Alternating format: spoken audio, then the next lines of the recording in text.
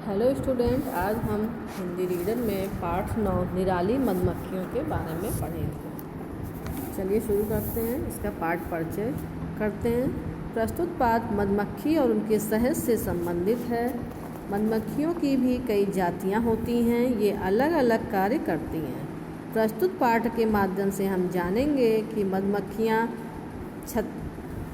छत्ता कैसे बनाती हैं, छत्ते में शहद कैसे इकट्ठा करती हैं, शहद के हमारे लिए शहद का क्या क्या फ़ायदे हैं। चलिए स्टार्ट करते हैं। दुनिया भर में कीट पतंगों की जितनी जातियां हैं उनमें मधुमक्खी सबसे निराली है। लाखों वर्ष पहले मधुमक्खियों के शरीर का ढांचा पंख रहित होता था। बहुत बाद में पंखों वाली जातियां अस्तित्व में आईं। विश्व में इनकी मुख्यतः 4 जातियां हैं। इनमें 2 जातियां छोटी मक्खी की हैं जो एपिस फ्लोरिया व एपिस डोरसैटा के नाम से जानी जाती हैं। ये भारत, मलाया, श्रीलंका, बर्मा तथा चीन आदि देशों के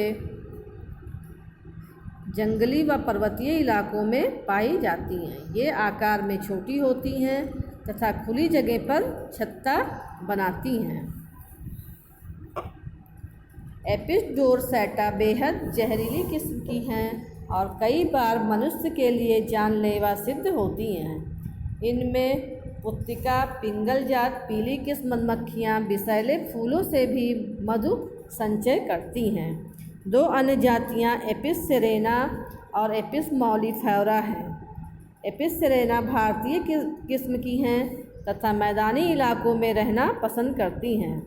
भारत के अलावा ये मलाया और मेडागास्कर में रहती हैं। ये अपना छत्ता गुफाओं, दीवारों, घरों एवं वृक्षों आदि पे बनाती हैं। एपिस मॉलिफेरा दक्षिण एशिया में पाई जाने वाली 2 तरह की मधुमक्खियों का मिलाजुला नाम है। इन्हें एक ही जात की संतान माना जाता है। यह जाति तमाम दुनिया में फैली हुई हैं। मधुमक्खियों की 3 किस्में हैं जो मादा रानी मक्खी, मादा कामगार मक्खी तथा नर मक्खी के नाम से जानी जाती हैं। सबसे महत्वपूर्ण स्थान मादा रानी मक्खी का है। इसकी आयु 4-5 वर्ष होती है। यह आयु भर अंडे देने का काम करती है। रानी मक्खी 1 मिनट में कई दिन व दिन भर में कई हजार अंडे देने में सक्षम होती है। अंडे सेने वाले तथा न सेने वाले 2 तरह के होते हैं। न सेने वाले अंडे छत्ते के छेदों को बढ़ाने में सहायक होते हैं, जबकि सेने वाले अंडों से मक्खियाँ पैदा होती हैं। अंडों में से जो बच्चे निकलते हैं उनमें कई रानियाँ भी होती हैं। बड़ी रानी इन्हें मारने का यत्न भी करती है और इन्हें पौष्टिक भोजन उपलब्ध कराती है। कुंवारी रानी मक्खी युवावस्था में छत्ते से बाहर निकलकर एक विशेष आवाज़ निकालती हैं। इसे सुनकर अन्य कुंवारी मक्खियाँ भी बाहर आ जाती हैं। तब इनकी आपस में लड़ाई होती है। जो जीतती है वही जीवित रहती है। छत्ते में सबसे अधिक संख्या मादा कामगार मक्खियों की होती है। ये अंडे नहीं देती। छत्ते का तमाम कार्य इन्हीं के जिम्मे होता है। एक छत्ते में ये कई हजार होती हैं। छत्ता बनाने के बाद शहद इकट्ठा करने के अलावा ये रानी मक्खी की ज़रूरतों का ध्यान रखती हैं। उसे साफ करती हैं, उसकी मालिश करती हैं, बढ़िया से बढ़िया खाना मुहैया करवाती हैं।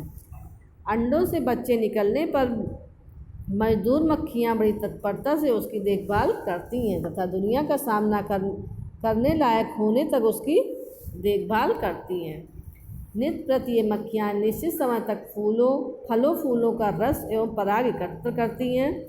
मात्र 500 ग्राम शहद एकत्र करने के लिए मक्खियों को 50 लाख फूलों का रस चूसना पड़ता है। रानी मक्खी बच्चे बड़े हो जाने पर अन्य मक्खियों को साथ लेकर नई जगह की तलाश में उड़ चलती हैं तथा ये सभी किसी पेड़, दीवार अथवा गुफा के मुहाने पे बैठ जाती हैं। मजदूर मक्खियाँ नया छत्ता बनाने में व्यस्त हो जाती हैं। मधुमक्खियाँ आकार में जितनी छोटी होती हैं, अक्ल के मामले में उतनी ही समझदार मालूम होती हैं। बच्चों के पालने पोसने हेतु जो छत्ता ये बनाती हैं वह बेहद खूबसूरत होने के साथ ही अनोखा होता है। अचरज में डालने वाला चमत्कारिक कलात्मक छत्ता बहुत ही सुरक्षित स्थान पर फूलों की क्यारी अथवा हरियाली के आसपास बनाया जाता है। प्रत्येक छत्ते में कई कोष्ठ होते हैं और हर कोष्ठ में 6 कोने बने होते हैं। इन कोष्ठों में भारी भरकम शहद तो सुरक्षित रहता ही, साथ ही ये मक्खियों के अंडे, बच्चों आदि हेतु भी बढ़िया आश्रय स्थल है। छत्ते को बनाने वाली व इनको सुरक्षा प्रदान करने वाली कामगार मक्खियों का रहन सहन सभी से निम्न श्रेणी का होता है, जबकि छत्ते के तापमान को घटाने बढ़ाने से लेकर फूलों का रस निकालना व पानी एकत्र करना इन्हीं के जिम्मे है। कामगार मक्खियाँ खेतों, वनों और जंगलों से अनेकानेक फूलों का रस अपने पेट में एकत्र करती हैं। ये अपने मुंह में लगी लंबी नली को फूलों में गड़ाकर रस व पराग को चूस कर ऐसा करती हैं। मक्खियों के पेट में यह रस अनेक प्रकार से रूपांतरित होकर शहद व मोम का रूप धारण करता है। इसके बनाने में मधुमक्खियों के शरीर की भीतरी लवण क्रिया बेहद सहायक होती है। शहद वस्तुतः मकरकंद पुष्प रस है जो मक्खियों की लार द्वारा फलों की चीनी में परिवर्तित होता है। मक्खियाँ इसे अपने ही मोम द्वारा बनाए गए छत्ते में जमा करती हैं। शहद 8 प्रकार का होता है। विभिन्न फूलों, पेड़ों एवं जंगलों के भेद से इनके गुणों एवं स्वाद में थोड़ा बहुत अंतर अवश्य होता है। धतूरे के आसपास वाला शहद विषाक्त होता है। नीम के पेड़ का शहद कुछ बकबका के उत्तम होता है।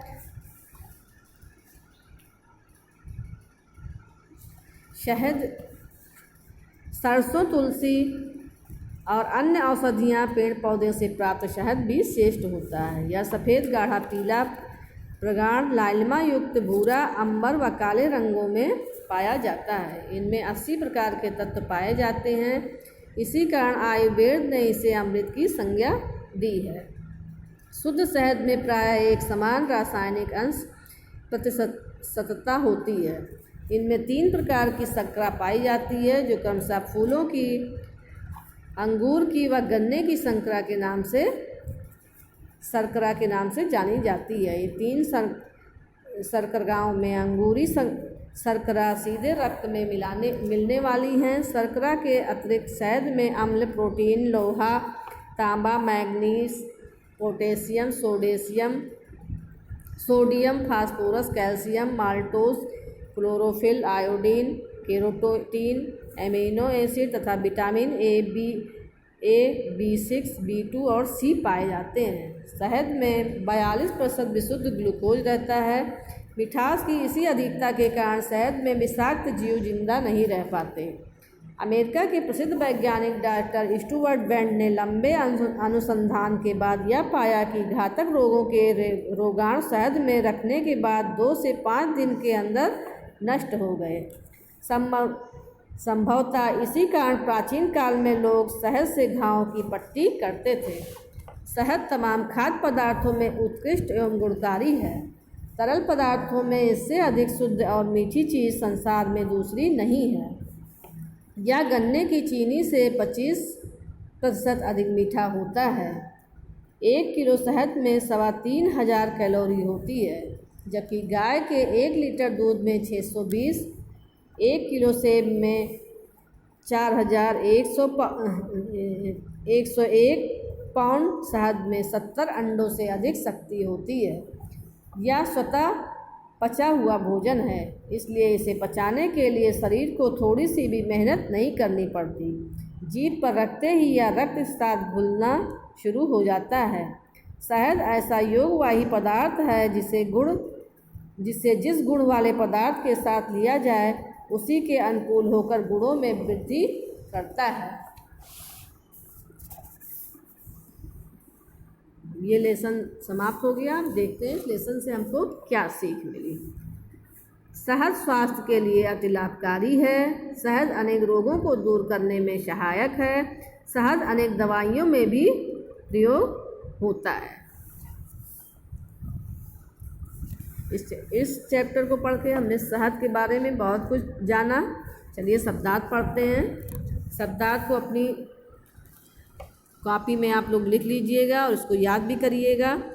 मधु, शहद, संचय एकत्र करना, सक्षम समर्थ, नित्य प्रति प्रतिदिन, नष्ट समाप्त, बर्बाद, उत्कृष्ट उत्तम। कुछ शब्दों का उच्चारण करते हैं हम लोग। ढांचा, जहरीली, मेडागास्कर, ग्राम, लवण।